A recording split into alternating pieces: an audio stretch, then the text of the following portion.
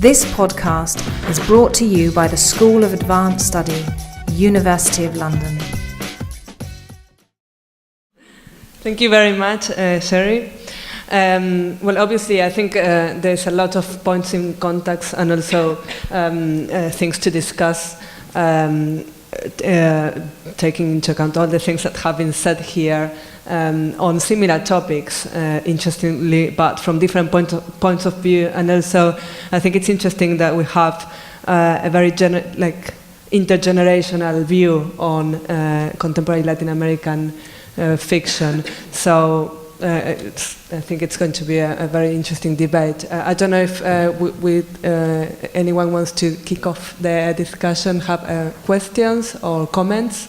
I hope this room is not too intimidating for that, or this microphone as well. Yes? I have a question for Jordana. I absolutely loved your presentation. This might be quite naive, but why does it have to be a fantasy? Why can't it be real? No, I mean, it could be real, because, I mean, I deliberately designed it with the kind of constrictions in mind that I would think about if I was putting a syllabus together. So I tried to mix particularly undergraduates are going to want to look for a mix of canonical writers and perhaps more unusual contemporary trends. So that was one thing that I kept in mind. Also the comparative angle that I felt very strongly. No, there's no reason why it couldn't just be taken and taught. I think the fantasy element was more that I guess it would be unusual to be able to put on a module that was purely out of one's own research interests and restricted in just that way to 21st century fiction. But if anyone's out there at a university that will let them do that, please go ahead.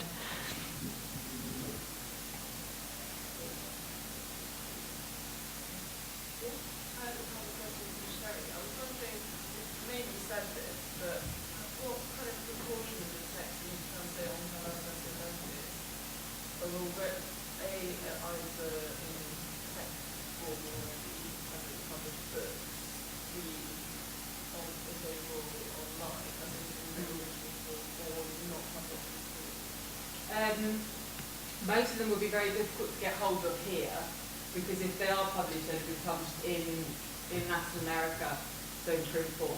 It's a mixture of, sometimes we publish some, say, short stories which are unpublished, but so for example, we published a short story by Ignacio Padilla, which hasn't been published as part of any of his collections or wasn't extra from any of his novels. So it's a mixture. We normally ask the writers to send us a selection of their work, and then we choose which texts strike us as the most interesting or would fit in the theme. So the ones that haven't been published before? Yeah, they're all published bilingually, all of them. So the text you can see in English and Spanish online.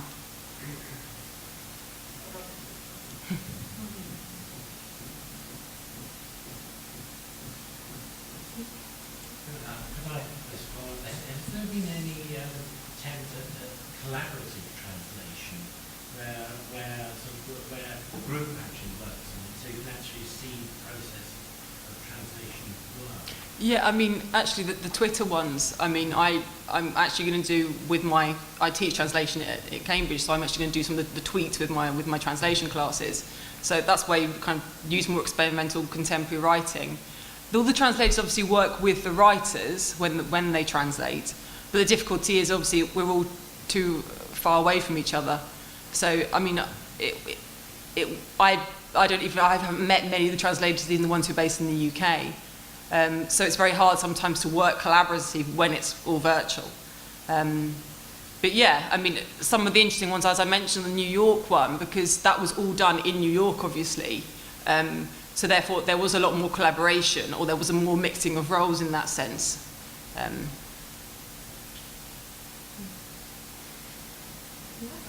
know that there is Latin American literature, but particularly what Sherry is saying. I wonder, the Grant anthology spoke of young writers in the Spanish language. I wonder how far we're talking about Spanish language writers rather than specifically Latin American. Talk about people in New York. Is there an international Spanish tradition now growing up, or is it still, do you think, Latin American? That's kind of, I suppose, the question, because obviously we framed it as Latin American literature, but it doesn't actually encompass, it's hard to define everything. It's a problematic definition anyway, isn't it? Also, Latin America includes Brazil, and so therefore it is essentially Spanish language. In the New York project, we included writers from Spain as well, even within this Latin American. They're problematic kind of political, geopolitical terms, aren't they? Which actually becomes slightly redundant in cultural terms often, especially when you look at projects of the expansion of Spanish and the shifting, as I said, Anglo-Hispanic borders. It makes it very hard to limit this into Latin America. So you're right, you're absolutely right. Yeah, I was just wondering, sorry, about the translation. Was it better in the past? So with like Borges, so many writers seem to spend a lot of time in Europe, and even though European environment, were there more translations then? Was it more subject then? Is it like the internet is saturating up? I'm not sure I'm the best person to answer that question because I don't know what statistics were like in the 1960s, for example. But I suppose the point I'm trying to make is, yes, as we mentioned earlier, say Garcia Marquez has been translated into 40 languages. We're talking about an international marketing boom of that period in which those Latin American writers became suddenly universal and were translated into many languages. I suppose I'm kind of talking about, I don't think that percentage, though, would have been much higher in the 60s, say the 3%, what I mentioned. I think generally, out in our publishing market, it's dominated by the English language. We don't read that many texts which have been translated. I don't think that's changed. Someone may say I'm wrong. Who knows better than me? Yeah. So. Could I just add something to that? I mean, I think what we've seen in Latin America since the boom is a huge diversification of different kinds of writings and very different figures, use of media, etc. arise. And I think that does create a problem for marketing and translating and publishing, because what tends to get published as translations are the sort of fifth or sixth novel of writers that are already famous, because it's easy to get funding and it's easy to be sure of a market. Much harder, I think, for newer figures that are emerging to get translated. And I think that's why, you would now see a lot of translations from those key figures in the boom, but many fewer from writers that are currently emerging, who are very worthy of being translated. I think also in Argentina particularly, but also in Latin America, there are lots of very small publishing houses who are writers who are actually creating publishing houses to publish their own books that are not even well known in Argentina or in any other countries. So it's difficult then to translate that into another country, and that creates a whole, a difficulty in itself in a way. But I'm going to change into Spanish. Voy a hablar en español un poco para que también tú entiendas. Pero la pregunta que hacían aquí era si escritores como Borges o Cortázar de la generación, digamos, o durante los años 60 o 70 viajaban más a Europa y eso, digamos, influyó en el modo en que se tradujo, digamos, esa literatura, a diferencia por ahí de los escritores más jóvenes. Esa era, ¿no? Algo así la pregunta que se hacía. Borges siempre fue conocido, pero la gran consagración de Borges viene de París. Estos escritores de los 60 se consagran indefectiblemente en París. Esta es una vieja y larguísima discusión que tiene naturalmente otros criterios, pero quien realmente pone a Borges en el sitio que le correspondía es París, y quien realmente se lo quita es Estocolmo, porque no le dan el Nobel. No le dan el Nobel a un escritor que es el más grande de todos los escritores de los que hemos hablado aquí, pero el más grande con diferencia. ¿Y por qué no le dan el Nobel? No le dan el Nobel a Borges simplemente por razones disque ideológicas, porque hay ahí en esos momentos un académico sueco que maneja todo lo que es la lengua española y sus literaturas, que por razones personales e ideológicas no puede ver a Borges, no lo puede ver. E impide que Borges sea premio Nobel, e impide que lo sea Vargas Llosa hasta que se muere. Pero la gente se muere. Borges también, desgraciadamente. Pero quedan sus libros. Y del nombre del sueco, pues ni siquiera me voy a acordar yo hoy aquí. Pero efectivamente son las ciudades europeas, como Estocolmo, Londres. Londres consagra internacionalmente a Vargas Llosa, las que realmente consiguen que esos escritores sean traducidos a muchísimas lenguas. Lo más sorprendente es 100 años de soledad, el fenómeno global de 100 años de soledad, que es un relato largo, escrito como las abuelas le contaban los cuentos a los nietos. Y que eso lo leamos en español con una hipnosis del lector tremenda, parece hasta normal, pero que un japonés o un chino o un australiano lo lea con la misma hipnosis una vez traducido el libro, es asombroso. Me parece que lo interesante acá es que también hemos visto con las ponencias de Jordana y de Sherry que hay otros circuitos donde circula, digamos, otro tipo de literatura. Hay unos circuitos, como se habla muy aquí, abundante, digamos, que he entendido que son las pequeñas editoriales. Pero también la nueva tecnología, los blogs, y digamos, las nuevas tecnologías. Muchos escritores que por ahí no sé si reconocen, y me parece que acá un punto importante es, digamos, las dictaduras latinoamericanas crearon una generación ausente, digamos, de escritores sin padres literarios. Y mataron otra anterior, ¿no? Sí, todo eso es que digamos, afectaron la literatura de las nuevas generaciones de modos, me parece, como muy evidentes, con lo cual hay un diálogo casi interrumpido, digamos, entre generaciones, que no podemos obviar. Digo, escritores como Brusone o como como muchísimos otros escritores que no por ahí, no sé si están mirando, digamos, a la generación del boom, sino más que nada a sus contemporáneos. Me parece que esa es una característica muy fundamental de la literatura del siglo XXI latinoamericana contemporánea, es que muchos escritores jóvenes se miran a sí mismos. Eso es lo que he querido decir, aunque a lo mejor se me entienda mal. Ahora, yo sí pongo encima de la mesa algunos criterios muy formados para discutir con ustedes.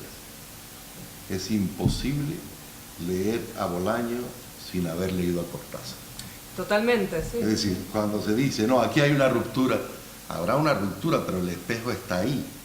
Y Bolaño, además, abundando en lo que se ha dicho aquí y en lo que pensamos todos, es un escritor supravalorado en relación a otros escritores, no digo de la misma envergadura, pero de parecida envergadura de su generación.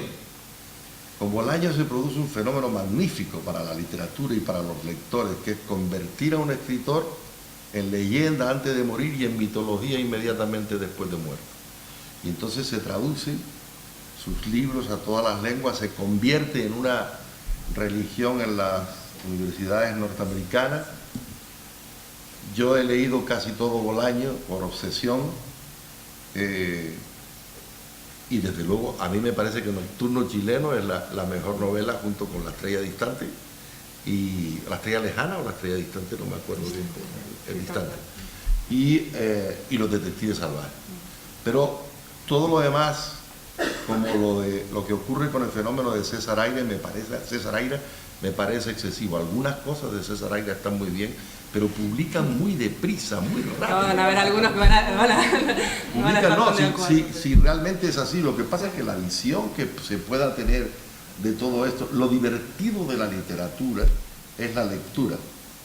Y lo divertido de la lectura es poder discutir con situaciones distintas y hasta contrarias, hasta que no nos pongamos de acuerdo nunca. Y tal vez no se trate de oposiciones, digamos, entre la literatura del CC, sino de qué tipos de diálogos se entablan y influencias, pero también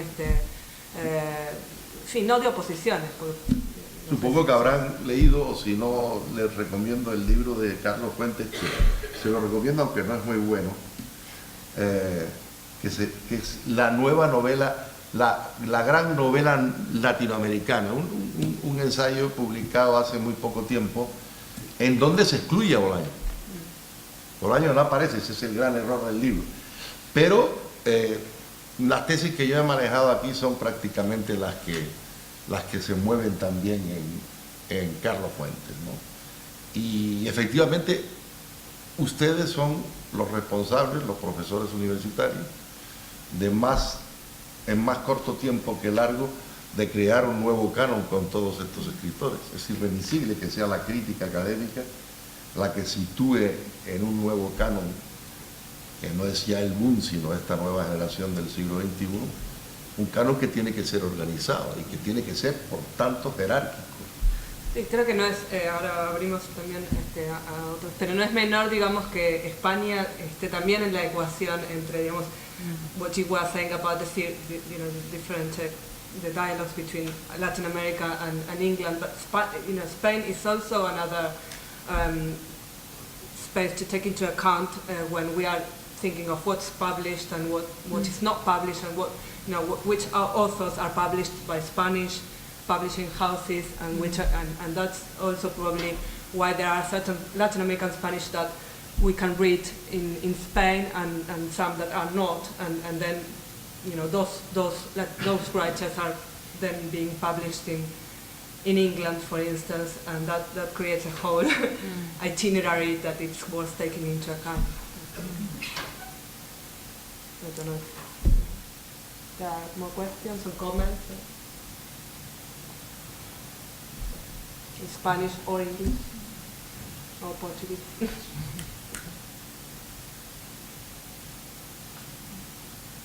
Anything else?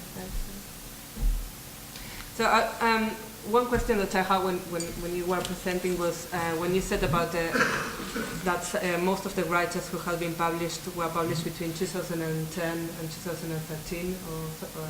No, that was my comment after looking at Jordana's presentation, right. Just because, I mean, the kind of narrative I was saying about this kind of idea in the literature of the 21st century, Latin American literature, is either kind of Bolaño, the commercial of Bolaño, and then a few other writers, like Vasquez, for example, who have also been translated on the back of that.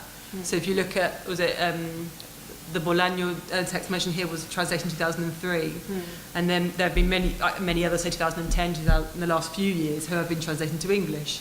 So Zambra, for example, Patricio Pron, people like that.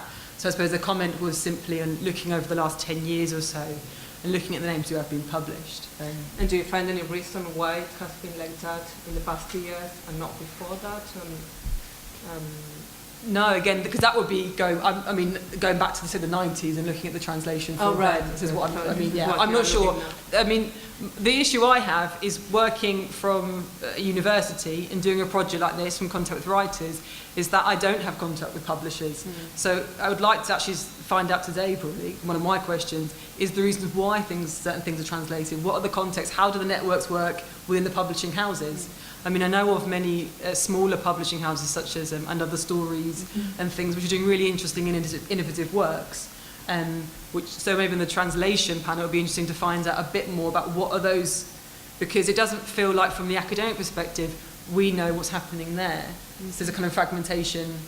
And if you're researching a country, it's interesting to sometimes see why this writer is translated into English. And whereas you know of 10 other writers who are doing very similar things or even more interesting things and they haven't been. Is it because people haven't heard of them or is it because they think a certain writer will sell and other ones won't? So what are the reasons behind it, I suppose? ¿Se citó a Volpi aquí hoy? No. No se citó a Volpi. Bueno, Volpi han citado a Padilla, no han citado a Palou. ¿Conocen a Palou? ¿Conocen a David Toscana? ¿Ves? Hay una cantidad de escritores muy buenos, mejor incluso que algunos de los citados, que no se citan. O sea, se va componiendo un boom de escritores o una jerarquía de escritores quedándose otros. Y pues escritoras, en algunos, escritoras también, ¿no? Y de escritoras. Mira, escritoras en este momento, Hay una que seguramente no leen ustedes, pero que acaba de escribir una novela sobre Darwin fantástica que se llama Rosa Beltrán, acaba de salir hace 15 días. Era una periodista. Tengan en cuenta que está ocurriendo un fenómeno muy bueno en América Latina en estos mismos momentos que estamos nosotros hablando aquí, que es el resurgimiento de la crónica literaria en periódicos, el resurgimiento y el nacimiento de escritores que se baten el cobre, como decimos en español, baten las primeras armas en las crónicas periodísticas, y que van a terminar siendo, en mi concepto y en mi criterio, grandes novelistas. Rosa Beltrán para empezar, Leila Guerriero en el sur para terminar. Pero hay una cantidad de elementos como Alberto Salcedo Ramos en Colombia que son realmente escritores. No nos olvidemos que ahí empezó García Márquez, escribiendo articulitos crónicas que son todo una delicia. De manera que esa es un río enorme, un Amazonas enorme por donde se van a colar en la literatura nuevos nombres importantes. Pero sin ánimo de discutir, es magnífico que esté supravalorado Padilla, que esté supravalorado, de mi punto de vista, Bolaño, y que como siempre haya otros escritores, que esté supravalorado Roncagliolo, que no salga de aquí de Europa, lo que acabo de decir. Pero en fin, esa es la discusión, esa es la buena discusión. Yo creo que lo que más satisfactorio saco yo de esta mañana es que las profesoras inglesas saben más que yo.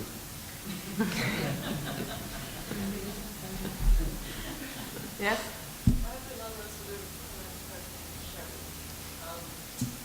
I totally agree with you on digital and online media and stuff as a form of circulation. But one of the things that I've been noticing is something that Blejmar's happening in Mexico. And one of the things I've noticed is this sort of kind of simultaneous return to more sort of artisanal forms. So you were talking, Jordana, about cartoneras and that you're just cheap photocopies, and that idea has caught on all over Latin America, kind of sort of scrapping the cartonera thing, really, because in Mexico there isn't such a presence of cartoneras. So the cardboard they collect themselves in general. So there's this, and I think I've met a lot of current writers who are just publishing in really small format paper copies that circulated, in one copy 50. And then at the same time, and generally it's the same people who are also publishing online and have blogs, Twitter. A lot of them are very active on Twitter, Facebook, and I found them all on Facebook actually. And without Facebook, I wouldn't actually have been able to make contact with these people. But then without going to Mexico, I wouldn't have been able to get hold of them on their work, in very small paper. So this kind of polarization, I think. But it's interesting, it's going beyond the kind of, again, the major publishing houses and having these alternative literary communities and doing quite interesting experimental things, whether you say return to more artisanal book production or small independent publishing houses, as Jordana mentioned as well, and then simply engaging with online digital media. I've found the same in my own research, but I suppose what we're trying to do is a bit overcome that gulf, because if you can't go to Mexico and seek out all these writers, how on earth do you access them? Similarly, same thing in Colombia, where I do my own research, is having to go to literary festivals, finding people and going and getting photocopies of their work, otherwise there's no access to it. So that's what we do, so therefore I think also we could engage in ways to help promote that work and get out different voices, rather than everyone reading the same writer who's been published by Penguin, for example, who has been translated. So, but they're really interesting developments to analyse as well, aren't they? It would be great to have a cartoneira. Yeah, a lot of the Argentine poets actually have published with Cucuto, have published in the Cartonera. So what's the reaction of the writers when you approach them to translate their text, and what do you say, or what do they say to you? I mean, Yeah, it works via kind of organically and via contacts and via its introductions, or we've contacted people via blogs. The majority of them love getting English translation, because once you have one, obviously, of one of your texts, it's a way to say, it's a tool for them as well, for them to then maybe pitch their work to get more translated. So, I mean, I've never had someone say to me, no, I don't want to participate, or and normally it's a lovely, like I said, it's a really great experience, because you work with people and you get to read these new exciting texts, and they contribute a lot to you as well. And most of them, it's the first time they've been translated to English, so they obviously really, yeah. And do you accompany that with like a critical study of what's going on? Because it would be interesting to do a critical... No, we do a kind of editorial piece for each one. So say for the Venezuela one that we had, Rebecca did an editorial piece about that, and so she's doing a PhD about Venezuelan literature. At the same time, we had a Venezuelan academic writing on the piece. For the Mexico one, it was great because I met Jamal, who's also an essayist and a teacher, a professor. He wrote an introduction, and for me, it's a great introduction. It challenges many of my conceptions of Mexican literature, it's a polemical piece, and it takes a stance about contemporary literature in relation to politics and in relation to the boom, which is really fascinating, as interesting as the Crack Manifesto, for example. So yeah, we always try to have an academic piece to kind of encapsulate what these projects are doing in the general theme of the Latin American literature. Could I just respond to Lucy's point as well? I think you're right, that, and both of those polar opposites, if you like, that the very small-scale, cheap-run, kind of very localized forms of production, and then use of the web, they're both ways of trying to circumvent the huge sort of hegemonic power, particularly of the Spanish publishing houses. You know, that once you've got a prize, you know, from one of these publishing houses, you have made it as a writer, but hundreds haven't. Now, in terms of distribution, you're right, the web thing is very helpful to us. The localized production is much harder to get the international forms of distribution. My feeling is that actually we're on a cusp of quite a huge change in how distribution works. A lot of the books that have started to come out recently are coming out first as ebooks. And in fact, I've come across some that are only available on Kindle, and there is no published hard copy of the book. Now, in some ways, that's great because it helps access, throughout the world. Often they're available free, etc. But on the other hand, it means that these writers don't come with the support and the huge marketing power of publishing houses. So they have nothing to, allow that work to emerge from the masses of work that is already on the internet. And that's where I think that actually the work of academics, but also journalists, translators, etc., is going to be more and more key in order to be able to give a higher profile to that work for other people who might be searching for it. Well, I wanted to ask you about the program, fantasy program. What's the the preconception of Latin American literature of the students when because obviously this is the program that you presented is of a very contemporary Latin American literature, and obviously you had all the background of having read everything else in all of it, but also before the boom and the 1960s and 1970s and. So what is the reaction? Part of my thinking of putting together something like this relates to what Sherry was saying, in that there was a sort of ideological move behind it, which is to try to deconstruct some of those images of Latin America that are very prevalent. And those are often the ones that particularly undergraduates would come to the course with, in that often they just want to study magical realism at the beginning, or the really famous boom names that they've heard of. And I think what a course that was solely concentrated on 21st century fiction would try to do is perhaps show some ways in which there is a dialogue with or a deliberate rejection of previous generations, particularly in relation to forms of political commitment and how that is expressed through literature. But also, as you say, thinking about the disruption, particularly in the Southern Cone, and the very new forms of writing. that have emerged. So yeah, I think So they couldn't be disappointed. well, I mean, maybe this is the fantasy element, is that actually a lot of students are going to want to study the more canonical writers, and I think, you know, as university lecturers, there is a certain responsibility on us to both in order to allow a very important heritage of literature to be studied, but also to challenge the canon and to bring in new works and to challenge the frameworks that people are working with, that students are working with at the same time. Yeah. I would like to ask the three of us, do you think that we can still use the word to refer to all these works that you So could you speak? I didn't hear the vital word. Can we still use the word Osboom for all these works? Because I find them very different from the ones from the 70s and 80s or even 90s, comparing with all these new authors. So, podríamos seguir usando la palabra Osboom para la literatura del siglo XXI. It's a really good question. I think in some ways, some of the writers are deliberately still engaging with some of the, you know, the matrix of boom writing, and in which case, you know, the word post-boom might be relevant.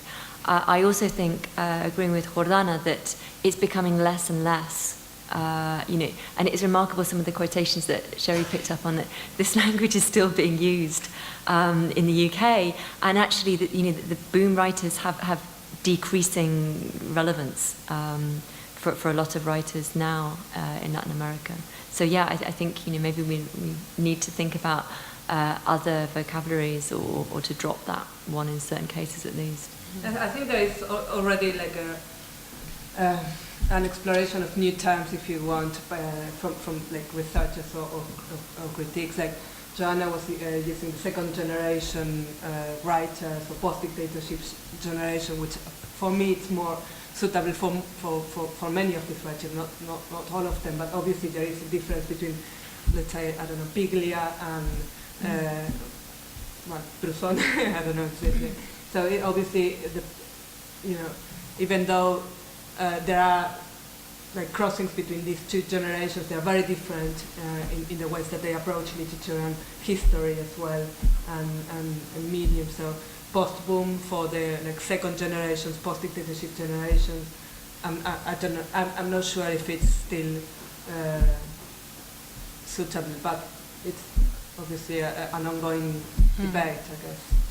Yeah, I suppose those quotes, which is I just find really irritating and surprising that in 2014 you read quotes in the major newspapers here which speak as if it's the 1970s still, i.e. we've just had the boom and now what's the new generation saying? I don't like the genealogical narrative at all. The post-boom as well is something which is quite difficult to define. It's non-canonical as an essence, wasn't it? And therefore it's more interesting to look at different ways in which there are different literary movements. Defining literature via generations is also quite problematic. The Mexican writers, for example, I don't think you can characterize at all as a post-boom, because they're looking at a completely different genealogy, if you want to use that term. So therefore, they don't read Carlos Fuentes as part of the boom. They read Carlos Fuentes as a different kind of fantasy writer. And their reference points are nothing to do with the boom. They're referencing other writers, say from the mid-century, who've worked in a science fiction or fantasy tradition in Mexico or elsewhere. So I think what we should be doing is challenging all those concepts and those narratives. Yo realmente no la usaría. Yo no usaría nunca la palabra post-boom, salvo en la misma medida que puedo utilizar el término posmodernismo para una poesía publicada 40 años después o 35 años después de los versos de Rubén Darío. Es decir, yo no podría decir que Piglia o que Saer o que Carlos Franz son escritores post-boom solamente desde el punto de vista temporal, pero no, claro, post-boom serán hasta el siglo XXV, pero porque son después del boom, que es un fenómeno único como el modernismo en la lengua poética española, en la literatura poética española, de lengua española, pero yo no lo usaría, ni siquiera lo uso. Yo creo que el post-boom son los paralelos, los coetáneos muy cercanos del mismo boom. Por ejemplo, por citarte algún, Néstor Sánchez, el olvidado Néstor Sánchez, el olvidado Héctor Sánchez en Colombia, Alfredo Bryce Echenique, algunos de esos escritores que son casi hermanos en el tiempo. Ese es el post-boom, porque el boom se da en los 60, prácticamente en los 60, y luego se desarrolla a lo largo de los 70. Pero yo, un escritor del siglo XXI, y en la segunda década del siglo XXI, darle, me parece muy poco, me parece muy impropio, muy injusto, darle ese adjetivo y no liquidarlo, pero en fin, etiquetarlo con ese adjetivo. Well, thank you very much. We hopefully can keep the discussion over coffee. So thank you very much. Muchas gracias. Qué amable.